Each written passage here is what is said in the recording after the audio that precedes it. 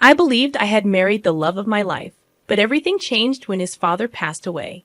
He transformed into a different person. And by different, I mean he began cheating on me. However, the situation took a much darker turn when he discovered the inheritance that came with his father's passing. He wasn't pleased with the conditions, and I wasn't willing to give in to his demands.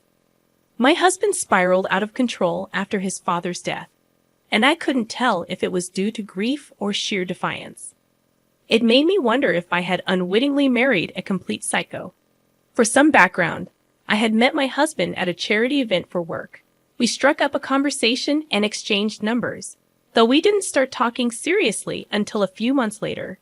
He appeared charming and sincere, showing particular interest in my worldview, especially since he had grown up in a staunchly religious household, while I held no religious beliefs. I was concerned that this might pose a problem, but he always reassured me that it wouldn't. He even joked about his family's disapproval of him dating someone non-religious. Looking back, I wonder if this was his sole reason for dating me, given what I know now. After a year of seeing each other, he decided it was time for me to meet his family. I remember feeling incredibly nervous about how they would receive me, given my non-religious beliefs, especially his father. Aiden had described his dad as tyrannical, ruling their lives with an iron fist.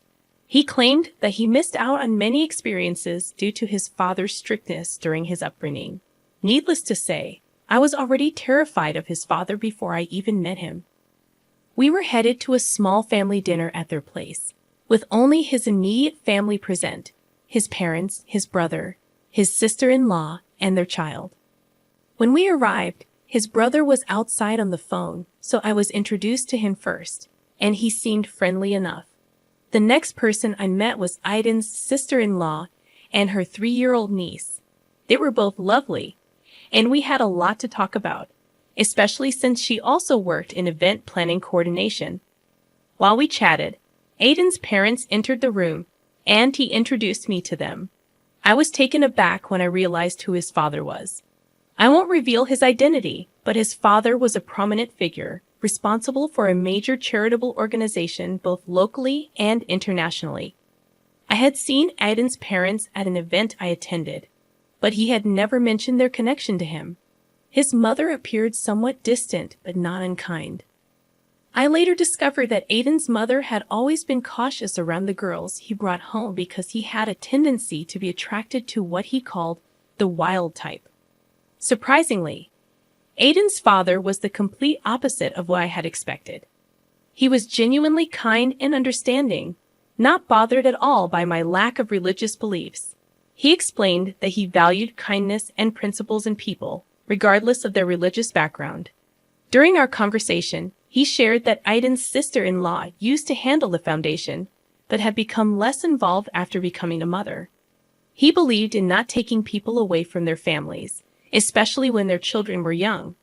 That's why he had outsourced the last event to me. Contrary to my initial assumptions, Aiden's family turned out to be ordinary people with a touch of religion in their lives.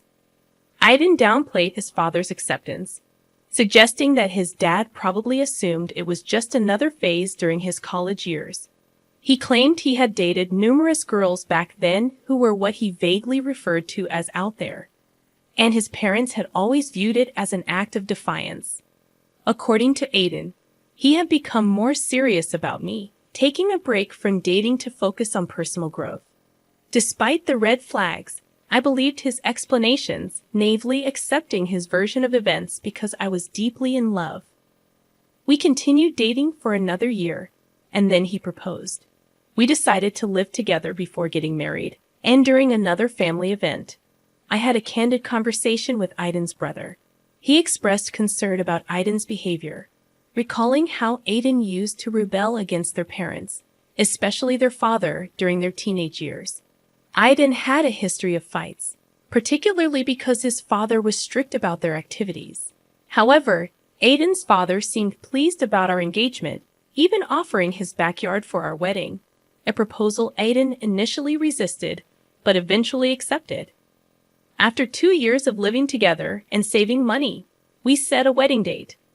I convinced Aiden to honor his father's offer and have the wedding in his parents' backyard. Things seemed fine until 2 months ago when Aiden's father suffered a fatal aneurysm. A drastic change came over Aiden. He started coming home late, often drunk. I initially attributed it to grief, but his behavior raised concerns. When I spoke to his brother, he revealed that Aiden didn't seem sad about their father's death. Instead, he appeared relieved. Aiden's erratic behavior and the uncertainty surrounding their family business prompted me to confront him myself. I stayed up waiting for Aiden, and he didn't return home until around 1 in the morning. He reeked of alcohol and stumbled through the house. Despite knowing it was futile to reason with him in his intoxicated state, I insisted we needed to talk. I emphasized that he shouldn't be driving while drunk, as it could lead to harming himself or someone else. He dismissed my concern, telling me to mind my own business, ending the conversation abruptly. There was no point in discussing anything with him while he was drunk, so I decided to go to bed. The following morning, I woke up to find him vomiting in the bathroom. Seeing he had sobered up slightly, I gave him aspirin and some dry crackers. I questioned his irresponsible behavior, to which he replied that now that his father was no longer controlling him, he felt free to do as he pleased. I pointed out the dangers of drunk driving and his late-night antics, mentioning his brother's worries about him. Aiden grew angry, criticizing his brother and father, claiming they were obsessed with appearances and cared little about his happiness. He felt they were constantly trying to involve him in a lifestyle he had no interest in and judged him whenever he deviated from their expectations. It was in this moment that I realized Aiden's perceptions of his family might be distorted. While I understood he might carry some residual trauma from his sheltered childhood, it seemed as though he sought to provoke his father and make his family miserable as a form of retaliation. However, his attempts only resulted in his own misery, as they didn't take the bait. Despite my non-religious beliefs, Aiden's family had always been warm and accepting, never imposing their faith or lifestyle on me. His father even invited me to church once, emphasizing there was no pressure for me to attend. Perhaps I had only seen the best side of Aiden's father. I couldn't be certain of what he was like when Aiden was younger. Regardless, it was evident that Aiden needed to mature and move past his grievances to find his own path in life. I confronted him directly, asking if his unhappiness extended to our marriage. He admitted he wasn't happy. I was left speechless, so I got up and left. Currently, I'm writing this from my mother's place, where I've been staying for the past week. Aiden hasn't reached out. And even his brother mentioned he wasn't talking to him either. I'm at a loss about what to do. While this situation undoubtedly warrants considering a divorce, I'm hesitant to make a rash decision. I wonder if his behavior might be a coping mechanism for dealing with his father's death. I'm considering giving him some time to cool off and then suggesting counseling. Top comments from the original post. Comment 1. I empathize with you, OP. Your husband's behavior seems problematic, and while I don't advocate for immediately resorting to divorce in every marital issue, given his consistent suspicious behavior, it might be worth considering, especially considering his recent actions. I find it puzzling why he chose this moment, after his father's death, to act this way. Wouldn't it have more impact if his dad were still alive? Unless his intentions are something other than tarnishing the family name, his reasoning just doesn't make sense to me. Regardless, I think it's crucial to assess your relationship after this incident. Addressing these issues now can prevent future problems. I hope counseling proves helpful. Best of luck. Comment 2. OP, it appears your husband might be grappling with religious trauma from his childhood, as you suggested. If your father-in-law was different when Aiden was a child, there might be deep-seated issues at play. I've seen cases where strict evangelicals resort to harsh disciplinary methods to keep their kids in line. Some churches even pressure members to remain in unhappy marriages, fearing divorce. Aiden's fixation on his father's opinion indicates underlying issues that need exploration. While therapy is a step in the right direction, it might not be enough. Individual therapy sessions for your husband that help him work through his childhood trauma. Just because his family is pleasant around you doesn't necessarily mean they're genuinely nice. It might simply be a facade tailored for your benefit. Update number 1. I'm struggling to find the right words for this update. I feel utterly numb. I'm still at my mother's place, but I did return home briefly after about 2 weeks away. I attempted to reach out to Aiden through calls and texts, but he refused to respond. Then, I received a call from his sister-in-law, asking to meet for lunch. When we met, her husband was with her at a local coffee shop. She inquired about how I was doing and about the situation with Aiden. I didn't hold back. I shared the truth about his late nights, excessive drinking, and overall irresponsible behavior. I explained that I had been staying at my mother's to give him space before suggesting couples therapy. Unfortunately, he hadn't been answering my calls. During our conversation, my brother-in-law dropped a bombshell. Aiden had been using the foundation's funds to indulge in expensive hotel rooms and escorts. When confronted, Aiden claimed he had inherited part of the foundation, justifying his spending. However, his brother clarified that matters regarding their father's will were still being resolved, and Aiden's claims were baseless. Aiden had also informed his brother that we were no longer together, citing my supposed move out as his justification. Of course, this was far from the truth. Aiden's brother and sister-in-law apologized profusely for the mess, expressing their disbelief.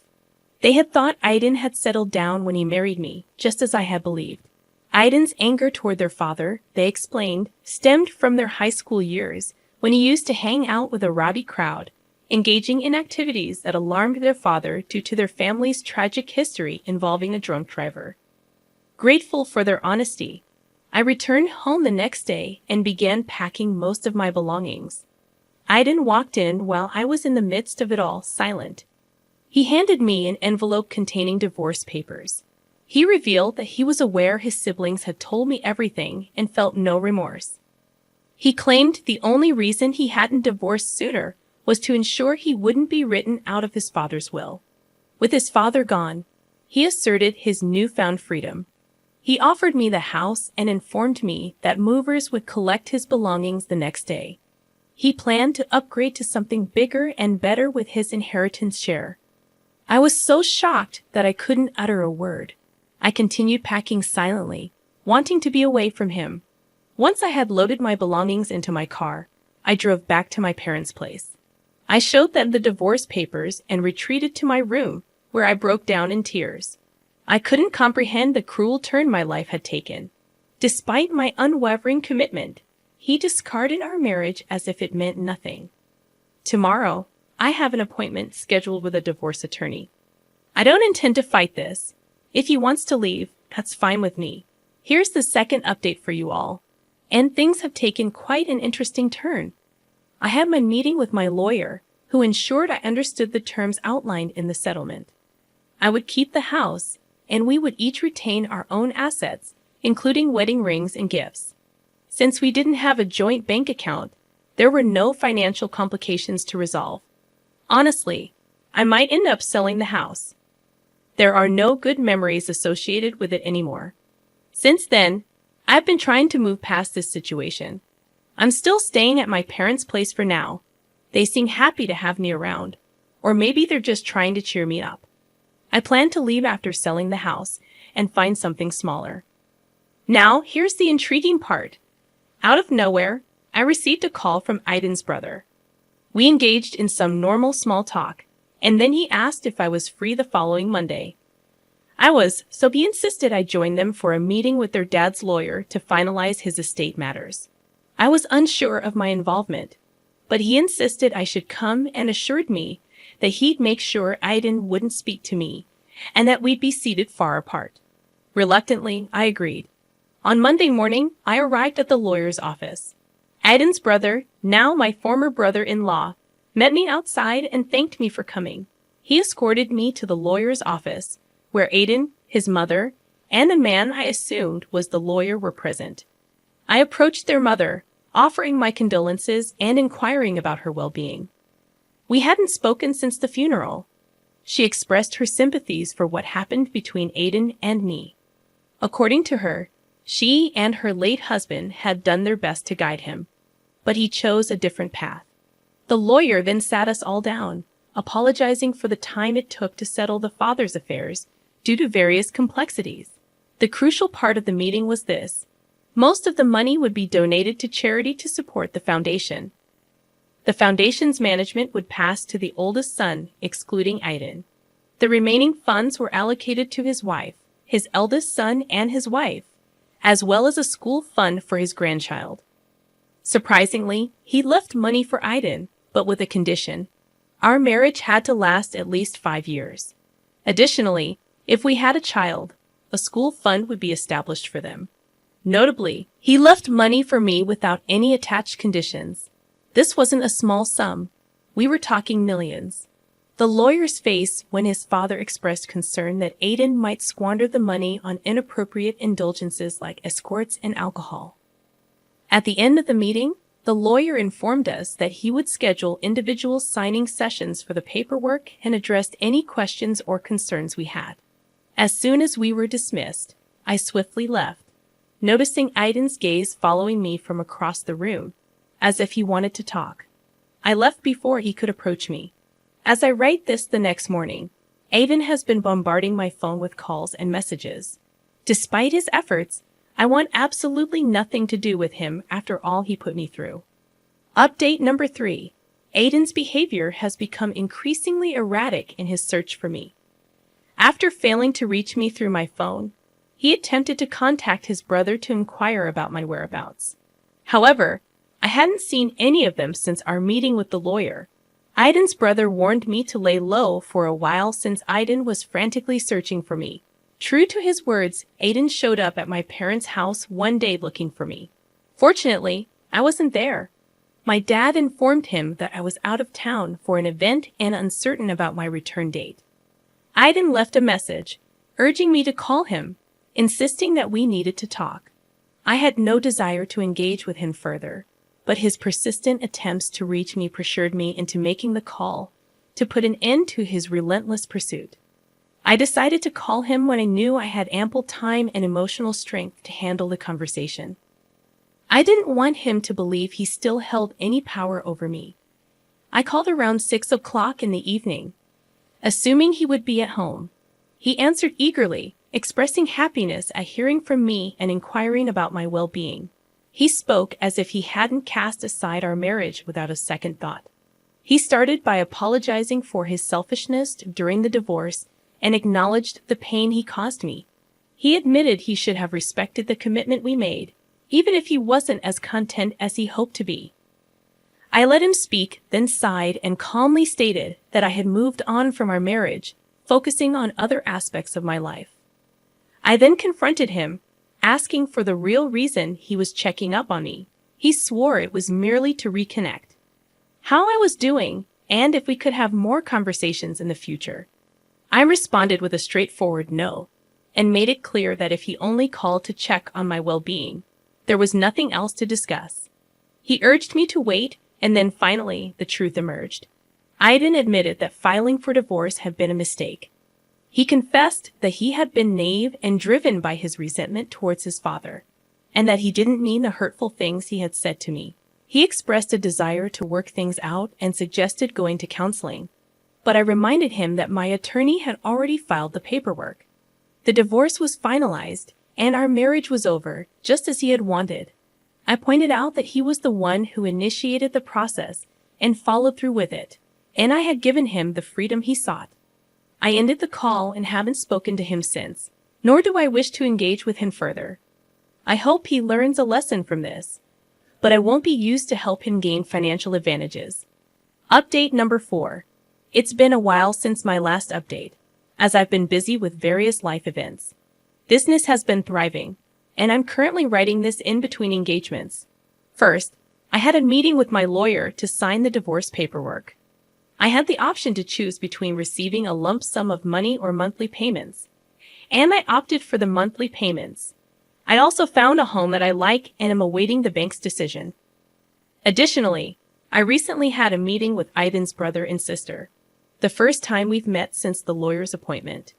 We discussed a charity event that the foundation is hosting in memory of their father, and I'm assisting with the planning. As a part of the event, I've been scouting various venues. During our conversation, I received an update on Aiden. He had falsely accused me of taking the house from him in the divorce. However, they already knew this wasn't true because divorce filings are public and can be accessed by anyone. When they asked him why he was lying, he expressed frustration and stated that I should have given him the house back, given that I had received a substantial sum of money from his father. I clarified that if he wanted the house back, it was available on the market, and he could purchase it. They also mentioned that he was living in an apartment near his workplace, and he inquired about how I was doing through his brother, if he could get more involved in the foundation to earn some extra money, but his brother shut down that idea. He made it clear that there was no way Aiden would be put on the payroll, especially after the stunt he pulled with the foundation funds. And that's the extent of the drama up until now. I'm sincerely hoping this marks the end of it, as I am determined to move past Aiden and all the chaos he brought into my life. I refuse to let him waste another moment of my time. Top comments from the updates. Comment number 1. Well done, OP, for not falling into his trap. As much as divorce is painful, it's sometimes akin to removing a tumor. This guy was toxic for you and merely used you to fulfill his sick revenge fantasy against his father. It seems like his dad was aware of his son's questionable character and ensured he received something for his pain. He appeared to consider you a part of his family. Kudos to your brother-in-law for supporting you. Many men stay silent when their friends and family members behave atrociously. I'm relieved he's not one of them. Additionally, don't let your ex manipulate or pressure you into having a child together. He'll likely continue bothering you. So don't give in, OP. Comment number 2. I somewhat agree with your ex, OP. Perhaps you could have at least given him the house back. I understand the divorce was finalized, and the paperwork was in order, and I comprehend the pain he caused you. However, it feels petty to deny him a place to live. I'm certain your lawyers could have navigated the bureaucratic hurdles and transferred the house to his name. Also, your father-in-law is just as petty. Why did only your husband have conditions on his inheritance? If he wanted to squander it irresponsibly, that should have been his choice. Forcing someone to stay married for 5 years just to obtain the money feels distasteful. All right, let's have a discussion about this. I'm curious about your thoughts, especially concerning the last comment. This specific comment stirred up quite a reaction in the original post. Almost everyone disagreed with the commenter. The majority could see that OP's ex got what he deserved, but this person's perspective was entirely different. What are your thoughts on this comment? Feel free to share your opinions down below in the comments section. If you're new to the channel, welcome. Thank you for joining me today. My name is Mr. Reddit, and I narrate stories daily. Don't forget to hit that subscribe button if you'd like to support the channel. And if you enjoyed the video, give it a thumbs up. I'll be back tomorrow. Remember, kindness is always cool. Peace.